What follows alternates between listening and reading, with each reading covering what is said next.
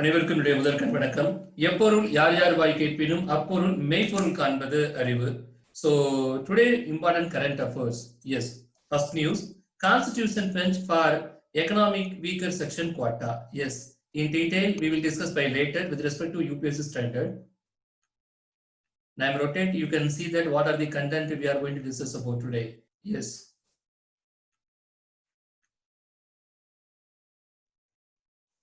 Second news: Northern Railway run its first Vyabar Mela Express train from Kisan Kanchi in Delhi, bound for Jirania in Tripura. Next news: Aditya Birla Health Insurance Company Limited, the health insurance arm of Aditya Birla Capital Limited, has introduced a new service, product, solution and add-ons to the existing products. Yes. This will enable customers to safeguard their health during COVID-19, from the first stage of virus detection to product recovery base covering pre and post hospitalization expenses. Already நம்ம நேத்து கனரா பேங்க்ல இருந்து new India and also Bharat Bajaj Allianz இந்த ரெண்டுலயே இன்னொரு 3 இதுல பண்ணிருப்பாங்க. So already insurance scheme launch ஆயிருக்கு. இப்போ Aditya Birla health insurance company இவங்க ஒரு ஸ்கீம் லான்ச் பண்ணிருக்காங்க for that welfare of the COVID-19. Yes. Next news: so Spain's World Cup winning captain and goalkeeper Iker Casillas announced his retirement. இவரை பத்தி தெரிஞ்சுக்கணும் அப்படின்னா in 2014 வந்து Casillas என்ன பண்றாரு அப்படின்னா one of the 4 players to represent Spain at 4 World Cups. Yes, can you cut my point? Yes, he has retired from these games and participations. Yes. Next news: Union Minister for Jal Shakti Gajendra Singh Shekhawat and Union Minister for Textile and Women and Child Development Smriti Irani launched the book Swachh Bharat Kranti, Hindi, in New Delhi. Yes. What about Swachh Bharat mission? நம்ம எல்லாருக்குமே தெரிஞ்சதுதான்.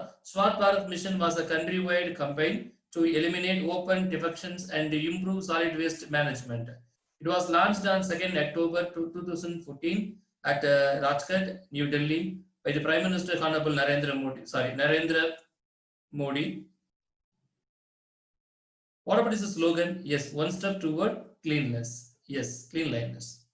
Next news: Manoj Sinha was appointed as the new Lieutenant Governor of Jammu and Kashmir today by President Honorable Ramnath Kovind. Sinha will be replacing Krish Chandra Murmu, who resigned on August 5th, 2020, yesterday itself. Yes. Next news: Sports Minister Kiran Rijiju chaired the first General Council meeting of the Hello India scheme. Yes. Next news: National Handloom will be celebrated on August 7, 2020 to commemorate the Swadeshi movement, which was launched on the same date in the year of 1905. The main object behind the celebrating the day is to generate awareness about the handloom industry among the public. Yes. News in Tamil: உச்ச நீதிமன்ற உத்தரவின்படி அயோத்தியில் ராமர் கோவில் கட்டுவதற்காக 15 உறுப்பினர்கள் கொண்ட ஸ்ரீ ராம ஜென்ம பூமி தீர்த்த கஷேத்ரா என்ற பெயரில் மத்திய அரசு கடந்த பிப்ரவரியில் அறக்கட்டளை ஒன்றை அமைத்துள்ளது. அடுத்த செய்தி: Jammu Kashmir lieutenant governor CC Murmu அவரது பதவியை ராஜினாமா செய்ததாக தகவல் வெளியாகியுள்ளது. ஆல்ரெடி இங்கிலீஷ்ல பார்த்துட்டோம். என்ன பார்த்திருக்கோம் அப்படின்னா who has been taken charge அப்படின்னு பார்த்தோம் அப்படின்னா the news is about Manoj Sinha was appointed as the new lieutenant governor of the Jammu and Kashmir. Yes. அடுத்த செய்தி: கோவை நீலகிரி மாவட்ட எல்லையில் பில்லூர் அணை அமைந்துள்ளது. கேட்கலாம் இல்லையா? TNPSC group 4 type of the exam கேட்கலாம். பில்லூர் அணை எந்த மாவட்டத்தில் அமைந்துள்ளதுன்னா கோவை மற்றும் நீலகிரி மாவட்ட எல்லையில் சொல்லலாம் இல்லையா? சரிங்க. மேற்காசிய நாடான லெபனானின் பெய்ரூட்டில் உள்ள துறைமுகத்தில் வெடிபொருட்கள் வெடித்து சிதறின. அடுத்த செய்தி: அமெரிக்காவின் நியூயார்க் நகரில் யுஎஸ் ஓபன் கிராண்ட்ஸ்லாம் டென்னிஸ் தொடர் வரும் ஆகஸ்ட் 31 இருந்து ஆரம்பமாகிறது. எஸ். இந்த 2 நியூஸ் பிக்சரேஷன் கொடுத்திருக்கோம். என்ன அப்படின்னா ராஜஸ்தான் சபாநாயகர் முடிவை எதிர்த்த வழக்கு இன்று விசாரணை. அந்த விஷயங்கள் என்ன அப்படிங்கிறது டீட்டெயில் நம்ம பேசலாம். சப்சிக்வெண்டா 10% இடஒதுக்கீடு வழக்கு அரசியல் சாசன அமர்வுக்கு மாற்றம். ஏன் மாற்றம் அப்படிங்கிறத பத்தி டீட்டெயிலாக அனலைஸ் பண்ணலாம். Yes, let me discuss for UPSC standard. What is the news? நம்ம அதில் பார்த்தது போல நம்ம எல்லாருக்குமே தெரியும் எக்கனாமிக்கல் வீக்கர் செக்ஷன் அதில் ஒரு 10% ரிசர்வேஷன் இருக்கு. அதை பற்றி டீட்டெயிலாக அனலைஸ் பண்ண போகிறோம். இது என்ன அப்படின்னு பார்த்தீங்க அப்படின்னா யூனியன் ஆஃப் இந்தியா கேஸ் வந்து அகெயின்ஸ்ட் யூனியன் ஆஃப் இந்தியா, அதாவது சென்ட்ரல் கவர்மெண்ட் அகெயின்ஸ்டா கேஸ் தாக்கல் பண்றோம். நாட்டில் பல்வேறு உயர்நீதிமன்றங்கள்ல இந்த கேஸ் தாக்கல் செய்யப்பட்டிருக்கு. ஸோ இதோட ப்ரொசீடிங் என்ன அப்படின்னு பார்த்தீங்கன்னா இதை வந்து ஒரு ஹைகோர்ட் இருக்கக்கூடிய கான்ஸ்டியூஷன் பெஞ்ச் தான் விசாரிக்கணும் அப்படின்னு சொல்லி இது சுப்ரீம் கோர்ட்டுக்கும் ஜட்மெண்ட் சொல்லியிருக்காங்க. நாடு தழுவிய அநேக கோர்ட்ல தாக்கல் செய்த அனைத்து கேஸையுமே ஒரே கேஸா அவங்க விசாரிச்சு, ஸோ இதோடைய முடிவு வந்து இந்த டிபேட்டபிள் டிஸ்பியூட்டை வந்து யார் சொல்யூஷன் கொடுக்க முடியும் அப்படின்னா கான்ஸ்டியூஷன் பெஞ்ச் தான் கொடுக்கணும் அப்படின்னு சொல்லி சுப்ரீம் கோர்ட்ல இருந்து கான்ஸ்டியூஷன் பெஞ்சுக்கு மாறி இருக்கு. சுப்ரீம் கோர்ட்ல single judge, double judge, 2 bench, 3 bench, 5 bench வரைக்கும் இருக்கு. 5 பெஞ்சுன்னு சொல்றதா கான்ஸ்டியூஷன் பெஞ்சுன்னு சொல்லுவாங்க. கான்ஸ்டிடியூஷன்ல ஏதாவது டிபேட்டபிள் இஷ்யூஸ் இருந்தது அப்படின்னா it will be entirely tried by the constitution bench. So belong to the 5 judges. Yes. அப்போ இந்த 10% இடஒதுக்கீடு அப்படிங்கிறது எதெல்லாம் எந்தெந்த கான்ஸ்டியூஷன் ஆர்டிகிள் நம்ம இம்ப்ளிமெண்ட் பண்ற ஸ்டேஜ் இருந்தது அப்படின்னா article 15 and article 16 and article 19. So அதனால என்ன பண்றாங்கன்னா இதை வந்து 5 பெஞ்சஸ்க்கு மாத்துறாங்க.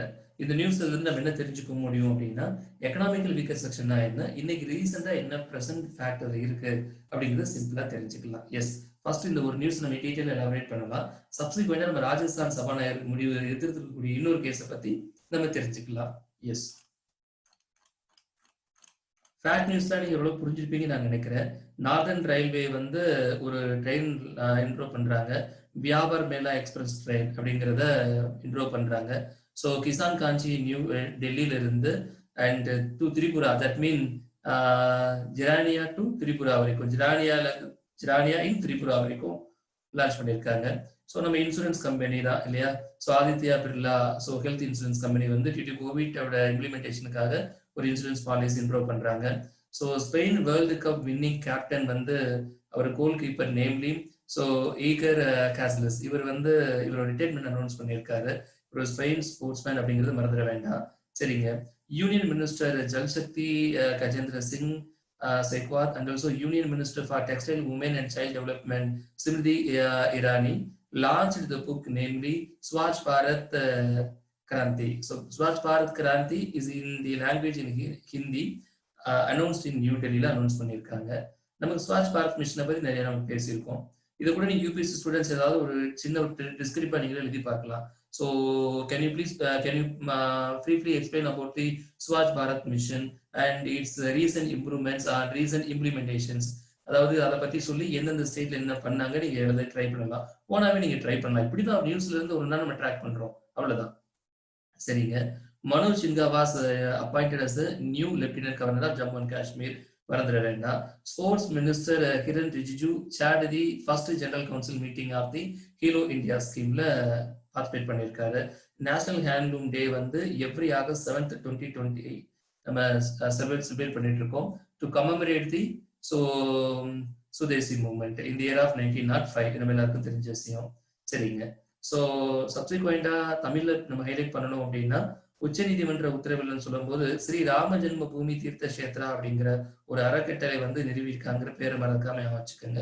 ஜம்மு காஷ்மீரோட நியூ லெப்டினன்ட் கவர்னர் யாருன்னு பார்த்துட்டோம். ஸோ இன்ஸ்டா ஜிஜி முர்மு, ஸோ ஒரு பேர் மல்லிகா சொல்ல விரும்புற மனோஜ் சின்ஹா. சரிங்க, அடுத்த செய்தி, கோவை நீலகிரி மாவட்ட எல்லையில் பில்லூர் அணை அமைந்துள்ளது. சரிங்க, மேற்காசிய நாடான லெபனான் பெய்ரூட்டில் உள்ள துறைமுகம்.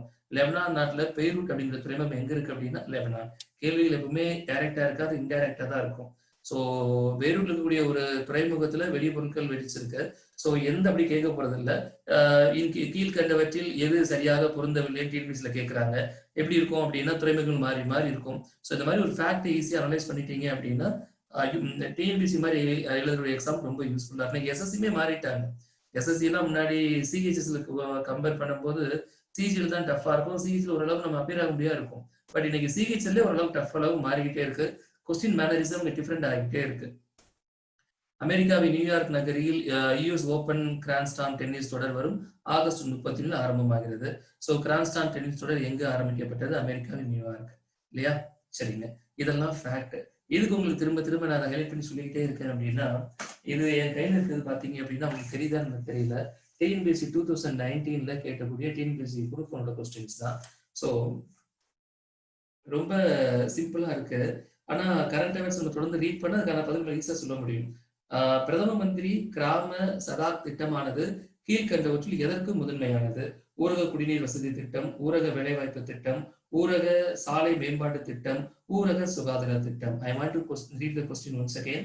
Pradhan Mantri Gram Sadak Yojana is primarily options: rural water supply program, rural employment generation program, rural roads development program, rural health program. So Pradhan Mantri Gram Sadak Yojana primarily belong to that option 3, rural road development program. இப்படிதான் இருக்குங்க.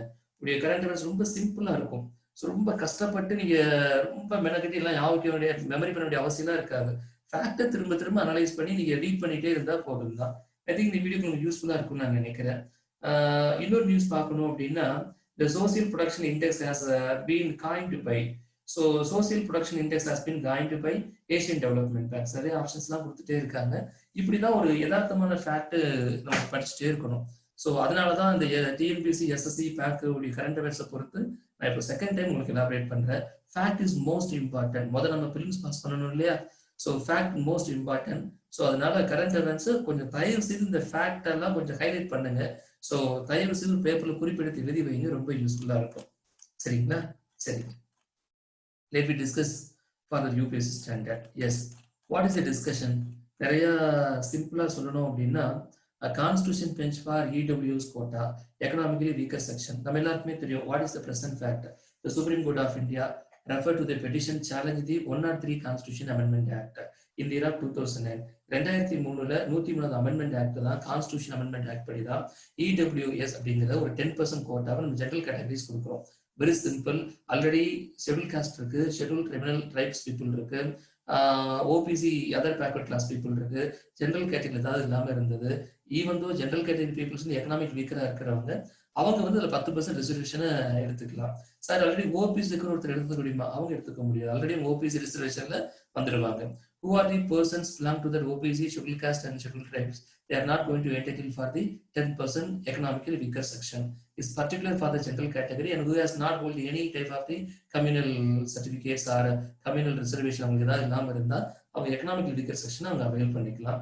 So based on that அவங்க இருக்கக்கூடிய government எக்ஸா postings and also education institution அவங்களுடைய availability of seating தான் இல்லையா? So ஒரு வாய்ப்பு கிடைக்க ரொம்ப வசதியா இருக்குன்னு என்ரோல் பண்ணியிருக்காங்க. இது வந்து எதுக்கு அகேன்ஸ்டா இருக்கு அப்படின்னு பாத்தீங்க அப்படின்னா, அதை நான் சொல்லல, contra arguments. Article number 15 and article number 16, article number 19 அதுக்கு கொஞ்சம் கான்ட்ரா இருக்கு. ஸோ அதனால இது மேல கேஸ் ஃபைல் பண்ணியிருக்காங்க. பொதுவா இந்த மாதிரி கேசஸ் எல்லாம் ஹைகோர்ட்ல ஃபைல் பண்ணியிருக்காங்க. பட் கான்ஸ்டிடியூஷனை பொறுத்து உங்களுக்கு ஏதாவது டிபேட்டபிள் இஷ்யூஸ் அப்படின்னா நம்ம எல்லாருக்குமே தெரியும், கான்ஸ்டிடியூஷன் பெஞ்சில் தான் கேஸ் ஃபைல் ஆகணும். அப்ப அதுக்கான கான்ஸ்டிடியூஷன் ப்ரொவிஷன் என்ன அப்படின்னா, article 145 subclass 3 has clearly revealed at least 5 judges need to hear case that involve a substantial question of law as to interpretation. The point is most important, substantial question of law. So substantial question of law should be presented or tried before the 5 judges. So that means Supreme Court called constitutional bench based on article number 145 subclass 3. And also any reference under article 143 which deals with the power of the president, yes, of India to consult the Supreme Court. Article 143 because it's going to deal with the power of the president of India, so to consult the Supreme Court. So அப்ப 143 and 145 இருக்கக்கூடிய எல்லா விஷயங்களும் எங்கதான் deal பண்ணணும் அப்படின்னா constitution பெஞ்ச்ல மட்டும்தான் இந்த case வந்து டீல் பண்ண முடியும்.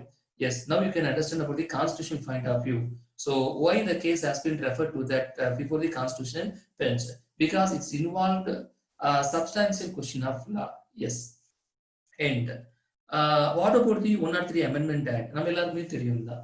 So 103 Constitution Amendment with respect to the economically weaker sections, with respect to the 10% quota. Yes. இந்த மாதிரி நான் தமிழ்ல கேட்டீங்கன்னா சொல்லிட்டேன். அதனால நீங்க கண்டென்ட் இங்கிலீஷ்ல இருக்கு, கொஞ்சம் படிச்சு பாருங்க. சரிங்களா? S. And what now my discussion about the contra arguments. What are the contra arguments? Indra Swakni and the Union of India case in 1992. So the backward class cannot be determined only and exclusively with the reference to the economic criterions. At the same time, the amendment already 50% quota limit set of Indra Swakni versus Union of India cases in the year of 1992. அது அகைன்ஸ்டா இருக்கு. ஏன்னா மொத்தமே 50% தான் உங்களுக்கு நமக்கு வரணும், சரிங்களா? 50% தாண்ட கூடாது. ஸோ ஆல்ரெடி பார்த்துட்டோம் அப்படின்னா 15% வந்து ஷெட்யூல் காஸ்ட், 7.5 பார்த்தீங்க அப்படின்னா இவங்களுக்கு இருக்கும். ஸோ 20% சென்ட்ரல் ட்ரைப் இருக்கும், 27% பார்த்து ஓபிசி. ஓவராலாக கிட்டத்தட்ட அதுவே வந்துருச்சு இல்லையா? ஸோ அதனால இதுல 10% கொடுத்தா அது வந்து 50% கோட்டா வந்து லிமிட் பண்ணும், எக்ஸீட் பண்ணும், அது மற்றவங்களை பாதிக்கும். So these are the contra concept. Because அவங்க என்ன சொல்றாங்க அப்படின்னா article number 15 what it say அப்படின்னா provision of discrimination on grounds of religion, race, caste, sex or place of birth. இது ரைட்ஸ் டு ஈக்குவாலிட்டி அப்படிங்கிறதுல ஆர்டிகல் 15 நமக்கு டெஃபைன் பண்ணுது. At the same time, Article 16, equality of opportunity in matters of public employment. So, அனைவருக்கும் ஒரு வாய்ப்பு கொடுக்கணும். அப்ப already நிறைய அமெண்ட்மெண்ட் ஆயிருக்கு. என்ன ஆயிருக்கு? ஓபிசிக்கு 27% நம்ம ரிசர்வேஷன் பண்றோம் இல்லையா, அதுக்கு ஒரு அமெண்ட்மெண்ட் பண்ணியாச்சு. Schedule tribe and schedule cost reservation கொடுக்கல, அதுக்கு ஒரு அமெண்ட்மெண்ட் பண்ணியாச்சு. சப்சிக்வெண்டா இந்த 10% இடபிள்யூஎஸ் ரிசர்வேஷன் கொடுக்கறதுனால மறுபடியும் அமெண்ட் ஆகுது. ஸோ அதை தான் அந்த மேல அந்த பாக்ஸ் ரொம்ப தெளிவாக கிறிஸ்டல் கிளியரா உங்களுக்கு அப்டேட் பண்ணியிருக்கேன். I am going to highlight. We introduce an economic reservation of 10% quota in job and admission in education institutions for economically weaker section by amending Article 15 and 16. Yes, it inserted Article 15 subclass 6 and Article 16 subclass 6. Can you cut my point? So because Article 15 has been clearly revealed, prohibition of discrimination on grounds of religion, race, caste, sex, or place of birth. Article 16, equality of opportunity in matters of public appointment. But these type of the reservations is not going to revealed. So that's the subsequent amendment is has been happened. Can you cut my point? Yes. So reservation in unaided institution violates the fundamental right under Article 19, subclass 1, subclass G of the Constitution. Article number 19 has been clearly revealed. Article number 19 சொல்லும்போது நம்ம எல்லாருக்கும் ஞாபகம் என்னன்னு பாத்தீங்க அப்படின்னா so protection of 6 rights தான் உங்களுக்கு ஞாபகம் வரும். ஸோ 19 சொல்லும் போது எல்லாருக்கும் இன்னொரு விஷயம் ஞாபகம் வரணும், என்ன அப்படின்னா 44 Amendment Act in the year of 1970. That means property right dispossessed. So சொத்து உரிமை வந்து நிற்கணும் by way of the 44 Amendment Act in the year of 1978 நம்ம நீக்கியிருக்கோம். Yes, now the point is very crystal clear. Reservation on the unaided institution violates the fundamental rights under Article number 19, subclass 1, subclass G, because it says that it is allows every citizen to practice any profession or carry on any occupation, trade or any business. Yes. So அப்போ இந்த implement மூலமா இதுவும் affect ஆகுமோ அப்படிங்கறத கான்ட்ராவா எடுத்துக்கிறது. These are the contra arguments. That's why the cases has been filed as against the union of the government. Can you cut my point? These are the contra. So அப்போ basic of the கான்ஸ்டிடியூஷனுக்கு இது கொஞ்சம் முரண்பட்ட மாதிரி இருக்கு, அதனால இது சரியா அப்படிங்கிற ஒரு கேஸ் ஃபைல் பண்ணிருக்காங்க. ஸோ கான்ஸ்டிடியூஷன் அப்படின்னா ஆர்டிகல் நம்ம ஆல்ரெடி டிஸ்கஸ் பண்ணது போல, so article number 145 subclass article number 45 subclass 3 and article number 143. So இது வந்து கான்ஸ்டிடியூஷன் பெஞ்ச் தான் ப்ரிப்பேர் பண்ண முடியும் அப்படிங்கிறது தான். எஸ், அதனால தான் கான்ஸ்டிடியூஷன் பெஞ்ச் மேல நீங்க ப்ரிப்பேர்ட் ஆயிருக்கு, சரிங்களா? What about the central government stand? They are very crystal clear. The amendment was necessitated to benefit the economic weaker section who are not covered under the existing scheme of the reservation. யாரெல்லாம் அதுல இல்லாம இருக்காங்களோ, that mean OBC, schedule caste, schedule எல்லாருக்கும் ரொம்ப யூஸ்ஃபுல்லா இருக்கும். So it is நெசசிட்டட் அப்படிங்கிறது ரொம்ப தெளிவாக கவர் பண்ணியிருக்காங்க. பட் கான்ட்ராவோட டிஸ்கஷன் அழகா டிஸ்கஸ் பண்ணி பார்ப்போம். Yes, then what is a substantial question? Yes, it's very simple. Whether the challenge of 103 Amendment Act violates the basic section of the Constitution. என்னங்க நீங்க 15 வந்து சொன்ன கான்ஸ்டிடியூஷனுக்கு இது கொஞ்சம் வயலேட் பண்ற மாதிரி இருக்கு, 16 வயலேட் பண்றது, 19 வயலேட் பண்றது. அப்போ 15, 16, 19 வயலேட் பண்றதுனால இது வந்து வயலேட் பண்ணுதா பண்ணலையா அப்படிங்கிற முடிவு யார் தான் எடுக்க முடியும் அப்படின்னா hence it is to be decided by the constitutional bench. Yes, so அந்த ஹியரிங் போட்டிருக்காங்க, வெயிட் பண்ணலாம் என்ன முடிவு சொல்றாங்கன்னு உங்களை மாதிரி நானும் அதெல்லாம் காவலா காத்துட்டு இருக்கேன். அப்ப இந்த நியூஸுக்கு விஷயம் நீங்க தெளிவா புரிஞ்சிருப்பீங்கன்னு நான் நினைக்கிறேன். Is the updation. சரி சார், எப்படி யூபிஎஸ் லெவலுக்கு நம்ம எழுதுறது? Very simple. The question maybe likewise எப்படி இருக்கும் அப்படின்னா, can you please briefly explain about the economically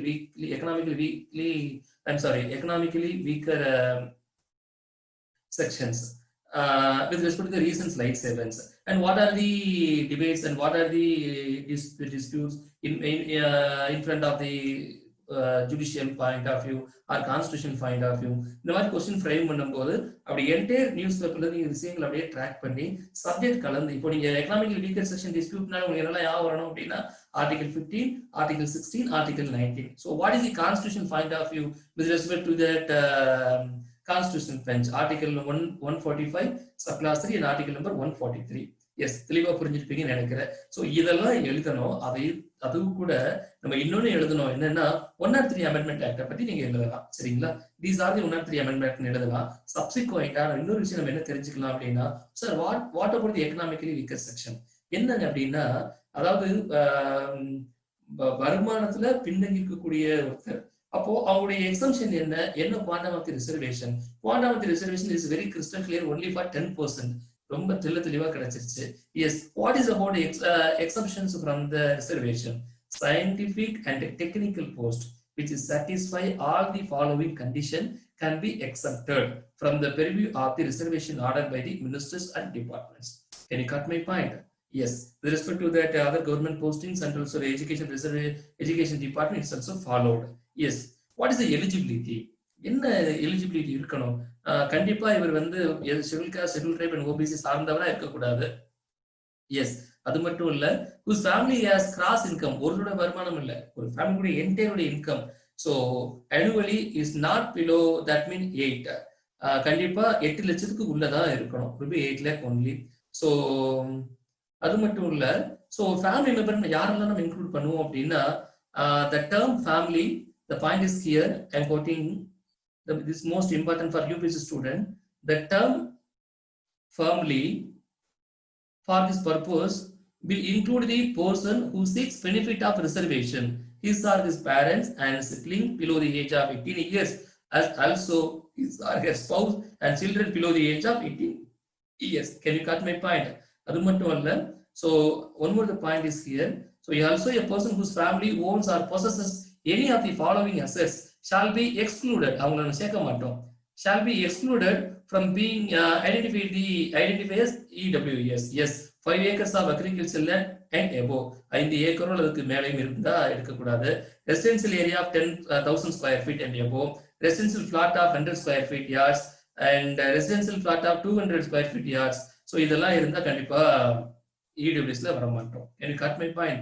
ஆண்டு வருமானம் 8, ஆண்டு வருமானம், ஃபேமிலியோட ஆண்டு வருமானம் 8 லட்சம் அல்லது கீழே இருக்கணும். சரிங்களா? that person who are not covered under the scheme of the reservation for scheduled caste, scheduled tribe and OBC லாம் கண்டிப்பா சேர்ந்திருக்க கூடாது. Can you cut my point? Yes. What is the proof of documents required? என்ன வேணும்? Income and asset certificate issued by the competent authority. So அதை எங்க வாங்கணும், யாருக்கு அந்த ரெசர்வேஷன் பவர் கொடுத்துருக்காங்க அப்படிங்கிறது உங்களுக்கு நான் கோட் பண்ணியிருக்கேன். So from the district magistrate இருந்து ஃபைனலா subdivisional officer or area where the candidate or his family normally resides. So கிட்டத்தட்ட இவங்க எல்லாருக்கும் இந்த பவர் கொடுத்திருக்காங்க, authorization power to issue the income and asset certificate. So இதன் மூலமா தான் நம்ம economical EWS, that means economically weaker sections reservation ஒருத்தர் avail பண்ண முடியும். Yes, from this video you can get some crystal clear points about that economically weaker section and what is the present facts is going on with respect to that recent issues of 10% with respect to the EWS. Can you cut my point? Yes.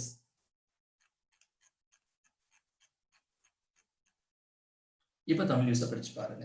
10% இடஒதுக்கீடு வழக்கு அரசியல் சாசன அமர்வுக்கு மாற்றப்பட்டது. S, ஒரு நியூஸை டீட்டெயிலா discuss பண்ணிட்டோம்.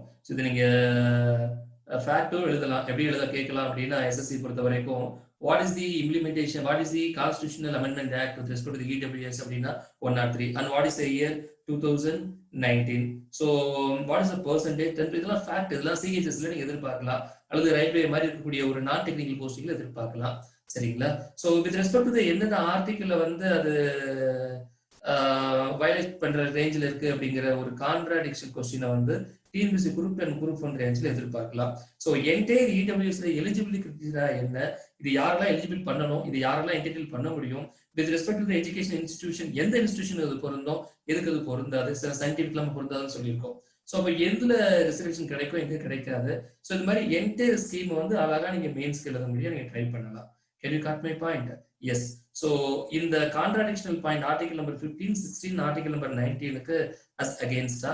So supreme or favour, supreme court வந்து என்ன சொல்றாங்க அப்படிங்கிறத நம்ம வெயிட் பண்ணி தெரிஞ்சுக்கலாம். Yes, the news is very யூஸ்ஃபுல்லா உங்களுக்கு இருந்திருக்குன்னு நான் நினைக்கிறேன். எஸ், ஸ்டூடெண்ட்ஸ் கூட டிஸ்கஸ் பண்ண தயவு செய்து பண்ணலாம்.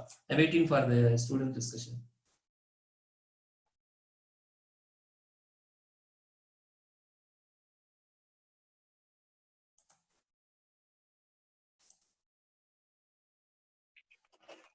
Hello sir, good evening sir.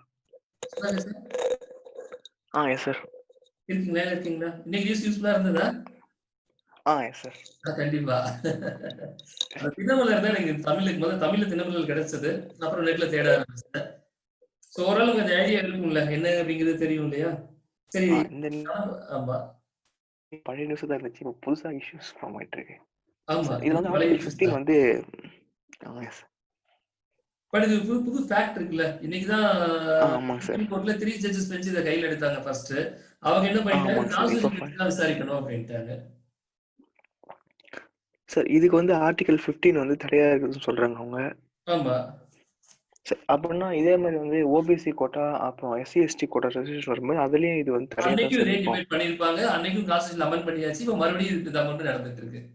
Actually நம்ம ரைட் டு ஈக்குவாலிட்டி படி ஆர்டிகல் நம்பர் 15 நம்ம கான்ஸ்டிடியூஷன் என்ன சொல்லி கொடுத்தாங்க அப்படின்னா, prohibition of discrimination on grounds religion, race and caste and sex are place of birth. எந்த பாகுபாடும் பார்க்க கூடாது. பட் ஏன் பாகுபாடு பார்க்க வேண்டியிருக்கு அப்படிங்கறத கான்ஸ்டிடியூஷன் அமெண்ட்மெண்ட் நமக்கு எக்ஸ்பிளைன் பண்ணுது. இப்போ 103 நமக்கு எக்ஸ்பிளைன் பண்றது இல்லையா? இவங்க எல்லாரும் நிறைய ரிசர்வேஷன் இருக்கு. ஜெனரல் கேட்டகரியில வீக்கர் செக்ஷன் நிறைய பேர் இருக்காங்க. சில பேர் கம்யூனிஸ்ட் வாங்க முடியாம இருக்காங்க. அப்போ அவங்களுக்கு ரொம்ப வெல்ஃபேரா இருக்குங்கிறத ஒரு நெசசரியா பார்லிமெண்ட்ல அவங்க ஒரு பில் பாஸ் பண்ணி கான்ஸ்டிடியூஷன் பில் வரை கொண்டு வந்துட்டாங்க. இது ஃபைனலா இப்ப கான்ஸ்டிடியூஷன் பெஞ்ச் மேல டிபேட்டபிள் இஷ்யூஸா நிக்குது. இது வந்து வயலேட் பண்ணுமா பண்ணாதுங்கிறத சுப்ரீம் கோர்ட் ஃபைனல் பண்ணனு முடிஞ்சிடும். அவ்வளவுதான். Okay sir.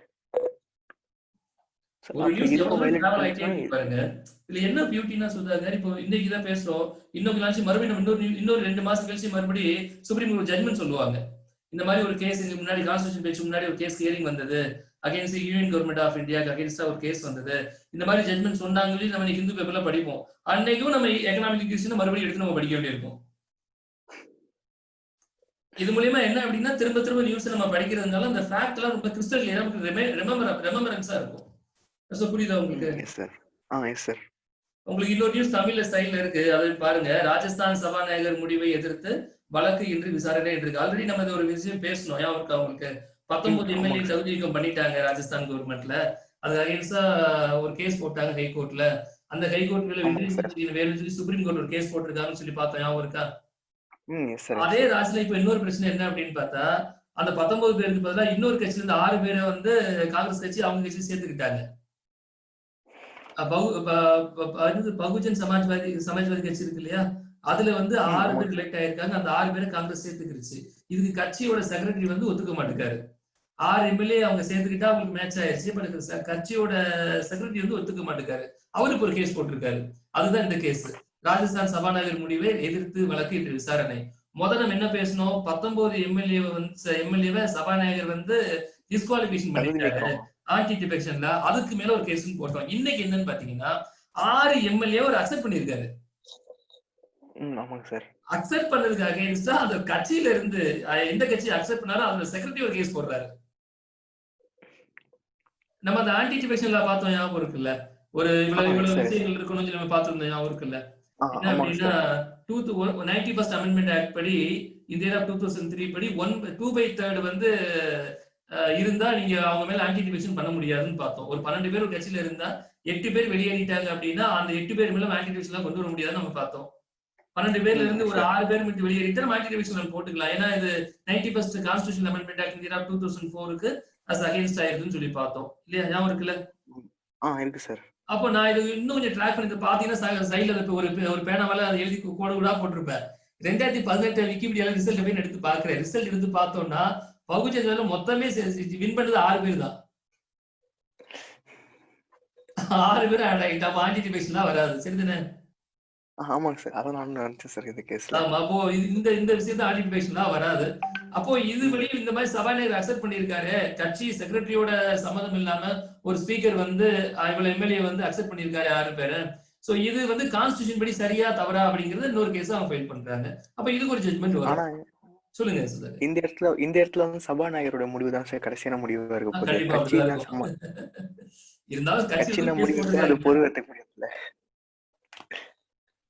நல்ல இன்ட்ரெஸ்டான கேஸ் தான் ராஜஸ்தான். நீங்க வேணா பாருங்க 2020 மெயின்ஸ் நடத்துனாங்கன்னா கண்டிப்பா ராஜஸ்தான் டிஸ்பியூட் கண்டிப்பா மெயின்ஸ்ல இருக்கும். நான் கண்டிப்பா கெஸ் பண்றேன். கண்டிப்பா இருக்கு சார். கண்டிப்பா இருக்கும். இதுவும் லோக்கஸ் அட்டாக் இருக்கு சார் அதுல. நிறைய அசிங்கம் கிடைக்குது. புரியுதா உங்களுக்கு? ஆமா சார். நிறைய இப்போ வந்து மெஜாரிட்டியை ப்ரூவ் பண்ணணும். மொத்தமே அதுல பாத்தீங்கன்னா 200 எம்எல்ஏ சீட் இருக்கு. 200க்கு அவன் 199 எலெக்ஷனே கண்டக்ட் பண்ணான். ஏன்னா ஒருத்தர் இறந்துட்டாரு அதுல எலெக்ஷனுக்கு முன்னாடியே.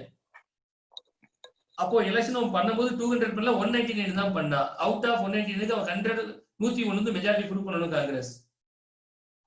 ஆமா சார். நம்ம இதுல பார்த்தோம் ஞாபகம் இருக்கா? President rule and also parliamentary rule பார்த்தோம் ஞாபகம் இருக்கா? 2 கட்சியா இருந்தா மெஜாரிட்டி எப்படி ப்ரூவ் பண்ணணும்? 4 பார்ட்டியா இருந்தா எப்படி ஞாபகம் இருக்கா? ஒரு வட்டமா போட்டு பாக்ஸ் எல்லாம் போட்டுருந்தேன். Yes sir, yes sir. நம்ம அது அதிகமா 24 அல்லது 25/7 24/7 அல்லது 25/7 இதெல்லாம் நான் ஒரு நாள்ல அப்டேட் பண்ணிருப்போம். 25/7 நம்ம பார்த்தது. நிறைய பேசலாம். ஆனா தொடர்ந்து பேசினாதான் பேச முடியும். ஆமா சார். எல்லாமே ஒரு கண்டினியூஷன் சேனல் தான் சார். எல்லாமே கண்டினியூட்டி தான் சுதாகர். எதுவுமே தனித்தனியா கிடையாது. ஒரு பாத்தீங்கன்னா மொத்தம் ஒரு 20-26 டைட்டில் தான் வரும் நம்ம பேசுற அளவுக்கு ஒரு வருஷத்துல. ஆமாங்க சார். அந்த ஒரு வருஷத்துல 26 டைட்டில் நல்லா அனலைஸ் பண்ணிட்டோம் அப்படின்னா GS1 ஈஸியா தூக்கிடலாம். GS2 GS3 நம்ம உட்காந்து படிச்சிருவோம். எக்கனாமிக் புக் இருக்கு, லட்சுமிகாந்த் புக் இதெல்லாம் தாராளமா உட்காந்து படிச்சிருவோம். சரிதானே? GS2 GS3 GS4 எல்லாம் புக் படிச்சா பாஸ் பண்ணிடலாம். GS1 தான் கொஞ்சம் உதவிக்கும். அப்ப GS1க்கு வழியே கிடையாது. நியூஸ் பேப்பர் எடுத்து அனலைஸ் பண்ணுவோம். 26 ஆங்கிள்ஸ் அந்த மாதிரி ஏதாவது கிடைக்கும். அதை எடுத்து அனலைஸ் பண்ணா கண்டிப்பா ஒரு 18-13 நம்ம எதிர்பார்த்த கொஸ்டின் எதிர்பார்த்திடலாம். எதிர்பார்த்த கொஸ்டின் நம்ம இருக்கலாம் இல்லையா? அப்ப தன்னால பாஸ் ஆயிடும். கான்ஸ்டிடியூஷன்ல ஒரு 10 क्वेश्चन பாத்துறோம். மீதி எல்லாம் இன்டர்நேஷனல் டிஸ்ட்ரிபியூட் தான் பாத்துங்க. ஆமா ஆமா. இப்போதைக்கு நம்ம 2-3 தான் பாத்துறோம். Yes sir. அந்த வெல்ஃபேர் ஒன்னு பார்த்தேன் அவருக்கு. சோசியல் வெல்ஃபேர் ஸ்கீம் ஒன்னு பார்த்தேன். அவர் நிறைய யோஜனாஸ் நிறைய பார்க்க ஆரம்பிச்சோம் ஆரம்பத்துல. ஆமாங்க சார். ஃபர்ஸ்ட் யோஜனாஸ் வந்துச்சு. அதுக்கு அடுத்து தான் சார் சோஷியல் வந்துச்சு. அதுக்கு அடுத்து ராஜஸ்தான் கேஸ் வந்துச்சு. பட்டனா இன்னும் போக போக ஒரு 4 நம்ம கிடைக்கும். நியூஸ் பேப்பர்ல இது அழகா அனலைஸ் பண்ண ஒரு ஐடியா கிடைக்கும் நமக்கு. அதுல இருந்து தான் GS1 நம்ம ஈஸியா ட்ராக் பண்ணணும். இதுல என்ன பியூட்டினா இப்படி படிக்கிறதுனால GS2 3 4 5 எழுதுறதுக்கு ரொம்ப சப்போர்ட்டிவா இருக்கும். Yes sir. அது புரியுதா உங்களுக்கு? இப்ப எக்கனாமிக் கிறிஸ்டல் கிளியரா இருக்கும். முதல்ல என்ன சொல்லுவோம்? வெறும் 10% இப்ப என்ன சொல்லுவோம்? இது ஆர்டிகலும் கொஞ்சம் வயலேட் பண்ற மாதிரி இருக்குங்கன்னு சொல்லுவோம். 15, 16, 19 கொஞ்சம் வயலேட் பண்ற மாதிரி இருக்குன்னு சொல்லுவோம். புரியுதா உங்களுக்கு? Yes sir. புரியுது சார். ஒருவேளை சுப்ரீம் கோர்ட் ஜட்ஜ்மென்ட் சொல்லிட்டு என்ன சொல்லுவோம்? இஸ் நாட் கோயிங் டு வயலேட்னு சொல்லுவோம். அவங்க சொல்ற ஜட்ஜ்மென்ட் பொறுத்து இல்லையா? சார் சப்போஸ் இந்த கேஸ்ல வந்து வயலேட் பண்ணனும்னு சொல்லிட்டானா அப்போ OBC ரிசர்வேஷன்ல திருப்பி கேஸ் போட வாய்ப்பு இருக்குல்ல சார்? கண்டிப்பா போடு. அதுல நிறைய கேஸ்லாம் போட்டுருக்காங்க. ஏன்னா இப்போ ஷெட்யூல் கேஸ்ல பேஸ்ட பொறுத்த வரைக்கும் அவங்களுக்கு 15% தான் இருக்கு. ஒருத்தருக்கு 15, ஒருத்தருக்கு 7.5% தான் இருக்கு. இதுல வந்து 27% கொடுத்திருக்காங்க. அது என்ன நிறைய கேஸ்லாம் ஃபைல் ஆயிருக்கு. ஆல்ரெடி ஒரு பேர் மறந்து போச்சு. ஒரு கேஸ் நிறைய ஃபைல் ஆயிருக்கு. மெஜாரிட்டி ஆஃப் தி பீப்பிள் பொறுத்து தான் இவ்வளவு கேஸ் வந்து இவ்வளவு ரிசர்வேஷன் கொடுத்திருக்கோம்னு சொல்லி முடிச்சாங்க. ஆனா சார் பட் வந்து OBC ரிசர்வேஷன் அப்ப கொடுக்கும்போதே வந்து அவங்களோட பாப்புலேஷன் அதிகமா இருக்கு. ஆனா ரிசர்வேஷன் கம்மியா தான் தரணும்னு சொல்லி தான் சார் கொடுத்திருக்காங்க. அப்படிதான் கொடுத்திருக்காங்க. ஆமாங்க சார். அப்போ வந்து சுப்ரீம் கோர்ட் லா படி 50% தாண்டக்கூடாதுன்றதுனால அந்த மொத்த ரிசர்வேஷன் 27% அப்படியே கொடுத்துட்ட மாதிரி அவங்களுக்கு ஜட்ஜ்மெண்ட்ல கொடுத்திருக்காங்க சார். ஆமா ஆமா ஆமா ஆமா. 1963 இது அடையாளம் எப்படி வருதுன்னு தெரியல. சுப்ரீம் கோர்ட் தான் முடிவு சொல்லுவாங்க இல்லையா? என்ன சொல்றாங்கன்னு தெரியல. ஆமாங்க சார். அது பதில் கிடைச்சா இந்த நியூஸ் நம்ம கம்ப்ளீட் ஆயிடுச்சு. நான் புரியுதா உங்களுக்கு? Yes sir, yes sir. Sir இந்த கேஸ் 1991ல வந்துச்சு சார். நியூஸ் கம்ப்ளீட் ஆயிடுச்சு. அதே மாதிரி ராஜஸ்தான் கேஸை பொறுத்த வரைக்கும் 2 கேஸ் பெண்டிங்ல இருக்கு. அது ஜட்ஜ்மென்ட் வந்தா இந்த நியூஸும் கம்ப்ளீட் ஆயிடுச்சு. இப்படி இந்த மாதிரி நியூஸை சேகரிச்சுட்டே வரணும். ஓகேங்க சார். நல்லா இன்ட்ரெஸ்டா இருக்குல்ல? ஆமா சார். ஆனா இந்த கேஸ் 1991ல கொடுத்த மாதிரியே இருக்கு சார். அப்படியே நரசிம்மராவ் பீரியட்ல வந்து 10% ரிசர்வேஷன் அவர் கொண்டு வந்தாரு. அப்படியே கண்டினியூ பண்றாங்க. ட்ரை பண்ணி மறுபடியும் இல்லாம போச்சு. மறுபடியும் இப்போ 2017ல பேசினாங்க. அப்புறம் 1990ல பில்லே வந்துருச்சு. Yes sir. நல்ல நியூஸஸ் தான். அது அப்பவே இம்ப்ளிமெண்ட் பண்ணிட்டுறாங்க சார் அவங்க. ஆமா ஆமா. இப்படி ஒரு நியூஸ் அப்படி விரும்பி பார்த்தோம்னா நமக்கு படிக்க இன்ட்ரெஸ்டா இருக்கும். புரியுதா உங்களுக்கு? Yes sir. என்ன கத்துக்கிறோம்? யூபிஎஸ்சி மெயின்ஸ் எழுதுறதுக்கு என்ன கத்துக்கிறோம்? அப்படி படிக்க ஆரம்பிச்சா ட்ராக் பண்ணிட முடியும். கொஞ்சம் இது தவிர சப்ஜெக்ட் உட்காந்து படிக்கணும். படிச்சா தன்னால கிளியர் ஆயிடும். ஆமா sir. Yes sir. Video first time சொன்னேன்ல நீங்க இன்ட்ரெஸ்டா சாப்டர் பேச போறோம் அப்படின்னு. ஆமாங்க சார். ஃபர்ஸ்ட் எனக்கு முதல்ல அந்த நியூஸ் படிக்கும் போது வந்து எனக்கே தடுமாற்றம் இருந்தது. அது ரொம்ப நேரம் ஆச்சு நான் பார்த்தேன். ஒரு 7 மணிக்கு பார்த்திருந்தேன் நான் எடுக்கையில. 7 மணில இருந்தா? 7 மணிக்கு நான் பார்த்தேன். 7:30ல இருந்து ஒரு 9:30 வரைக்குமே 1 ஹவர் இந்த எக்கனாமிக்கல் டபிள்யூக்கு ஸ்பெண்ட் பண்ணிட்டேன் டயத்தை. இந்த 1.5 மணி நேரம் என் திங்க் ஃபுல்லா எதுல வந்துருச்சு அப்படின்னா இடபிள்யூஎஸ் மட்டும் தான் மைண்ட்ல இருக்கு. மற்ற நியூஸ் எதுவும் மைண்ட்ல இல்ல. அதனால நியூஸ் ரீட் பண்ணும்போது தடுமாறேன். கவனிச்சீங்களா இன்னைக்கு? S sir. அந்த தடுமாறேன். அதனால மறுபடியும் அந்த நியூஸ் மறுக்க சொன்னேன். ஒரு 1.5 மணி நேரம் ஃபுல்லா அந்த இடபிள்யூஎஸ் ஃபுல்லா அனலைஸ் பண்ணி முடிச்ச உடனே இந்த நியூஸ்லாம் மறந்து போச்சு. நம்ம வயசாகுது என்னமோ தெரியல. எஸ் சிம்டம்ஸா இருக்கும் சார். கண்டிப்பா வீடியோ யூஸ்ஃபுல்லா இருக்கும்னு நினைக்கிறேன். ஆமாங்க சார். நம்ம எல்லாம் பொறுமையா யாராவது கேட்கணும். முதல்ல கேட்கறவங்களுக்கு என்னோட வே ஆஃப் கம்யூனிகேஷன் அவங்களுக்கு புரியணும். நான் என்ன சொல்ல வரேங்கிறத கொஞ்சம் தெரிஞ்சுக்கணும்.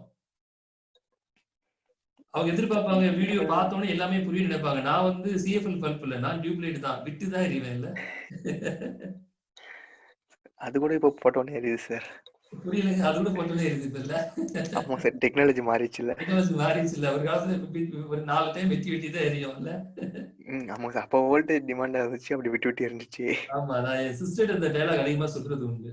தாமஸ் எப்பவுமே சுவிட்ச் போட்டு எரிய மாட்டாங்க. குண்டு பல்ப் இல்ல. தாமஸ் டியூப்லைட் தான். கொஞ்சம் மெதுவா தான் எரியும். பிரகாசம் கொஞ்சம் பிரகாசம் நல்லா இருக்கும். பட் மெதுவாகும் அப்படின்னு இல்ல. ஆமா. சரி சார். ரொம்ப தேங்க்யூ. வீடியோ ரொம்ப யூஸ்ஃபுல்லா இருக்குன்னு நான் நினைக்கிறேன். சார். Yes sir. ராதிகா என்ன தெரியல வரல. டிஸ்கஷன் வரல. நிறைய ஸ்டூடெண்ட்ஸ் வந்தா எனக்கு கொஞ்சம் இன்ட்ரெஸ்டா இருக்கும். இந்த மாதிரி எனக்கு விருப்பம் இருக்கும் இல்லையா பேசலாம், டிஸ்கஸ் பண்ணலாம் அப்படின்னு சொல்லி. தெரியல பார்க்கலாம். நிறைய क्वेश्चन ரைஸ் ஆகும் சார். நிறைய பேர் கேட்டாங்க. புரியலங்க. நிறைய பேர் பேசும்போது நிறைய क्वेश्चन அவங்க வேல இருந்து ரைஸ் ஆகும் சார். நிறைய நமக்கு எடுக்கும்போது இன்னும் தெளிவாகும். நான் புரியுதா உங்களுக்கு? Yes sir. Yes sir. இப்ப நான் ஒரு நியூஸ படிச்சு என்ன நான் கேள்வி கேட்டு அதுக்கு நான் ஒரு பதில் எழுதிக்கிறேன். புரியுதா உங்களுக்கு? நானே ஒரு கேள்வியை கேட்டு அதுக்கு பதில் நான் எழுதிக்கிறேன். இப்ப இந்த கேள்விக்கு இந்த क्वेश्चन இப்படி ஒரு கேள்வி இருந்து இதுக்கு பதில் எல்லாம் எப்படி இருக்கும்? இது மெயின்ஸ் எப்படி எதிர்பார்ப்பாங்க நம்மளே பண்ணிக்கிறோம். இன்னும் 4 பேர் கேள்வி கேட்கும்போது நம்ம எழுதுறது இன்னும் பெஸ்டா இருக்கும். ஒரு 2 क्वेश्चन இருக்கு. நம்ம பதில் சொல்லிடுவோமா? சின்ன क्वेश्चन தான். Yes sir. Manoj Sinha has been appointed as the new lieutenant governor of the which of the union territories sir? Jammu and Kashmir. Jammu and காஷ்மீர்ல இந்த மாதிரி எக்ஸாம் கேட்டா எல்லாரும் பாஸ் பண்ணிடுவாங்கல்ல. பட் இருக்க மாட்டேன்றது. So when will National Handloom Day is observed? August 7. August 7. That's correct sir. Both are right. Yes. வழக்கம்போல் time முடியும் போது குரல் சொல்லிடுவோம் சுதாகர் இல்ல. தெய்வத்தால் ஆகாது முயற்சிதன் மெய்வருக்க குளித்தோம். அனைவருக்கும் என்னுடைய நன்றி. Radhika and Sudhakar and Sudha Bharathi. So good night to everyone. இந்த வீடியோ கொஞ்சம் எல்லாரும் மற்றவங்க பார்க்க ட்ரை பண்ணுங்க. உங்களுக்கு ரொம்ப யூஸ்ஃபுல்லா இருக்கும்னு நான் நினைக்கிறேன். கண்டிப்பா இதை விட பெட்டரான வீடியோ கொடுக்க நிச்சயம் நான் ட்ரை பண்ணி பார்க்குறேன். நன்றி, வணக்கம். Thank you Sudhakar. Thank you sir. Good night sir. Thank you sir. Good night sir.